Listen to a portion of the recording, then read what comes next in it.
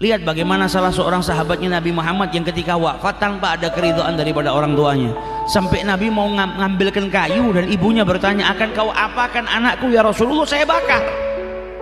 Lebih baik dia dibakar di dunia daripada dibakar di akhiratnya Allah Subhanahu wa taala, di neraka. Nabi sengaja berkata seperti itu supaya orang tuanya ini mau memaafkan.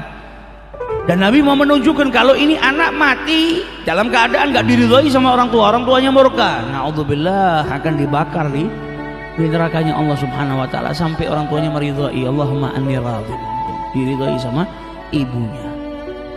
Nah, ini bahaya. Ridhallah fi ridhal walidain, keridhaan Allah itu terletak ke dalam keridhaan kedua orang tuamu. Orang tuamu ridha, Allah ridha. Orang tuamu murka, kata Rasulullah SAW, maka Allah murka kepada dirimu. Itu sudah sunnatullah, sudah diikat sama Allah Subhanahu wa taala. Siapa yang ingin tahu dirinya saat itu dia dimurkai sama Allah atau diridhoi sama Allah, lihat bagaimana orang tuanya. Kalau orang tuanya ridha sama dia, berarti saat itu Allah sedang ridha.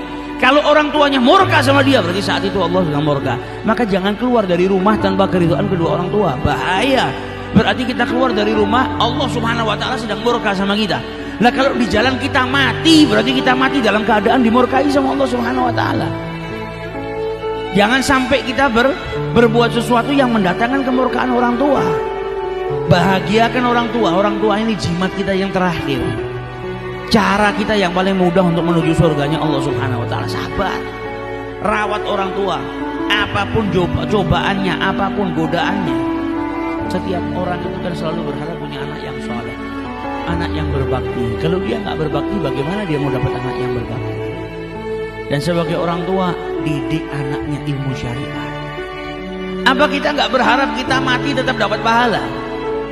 Kata Nabi Muhammad, kullu bani Adam, setiap anak cucu Adam itu kalau mati inqata'at amaluhu, amalnya terputus, sudah selesai. Kecuali 3 golongan. Salah satu daripada 3 golongan apa? Doanya seorang anak yang soleh untuk kedua orang tuanya. Doa itu banyak, anaknya sedekah, pahalanya dihadiahkan kepada orang tuanya. Anaknya undang orang makan, dikasih makan orang, pahalanya buat kedua orang tuanya. Ini doanya seorang anak soleh buat anaknya. Apa kita nggak berharap kita mati dimakamkan tetap dapat pahala? Nah, ini kita nggak bisa dapatkan kecuali didik anak supaya jadi anak yang soleh. Lu, saya nggak punya ilmu, anakmu ajak ke tempat-tempatnya orang soleh supaya dapat pendidikan. Ajak ke tempat pengajian kalau engkau tidak bisa mendidiknya sendiri, kalau berharap anaknya soleh.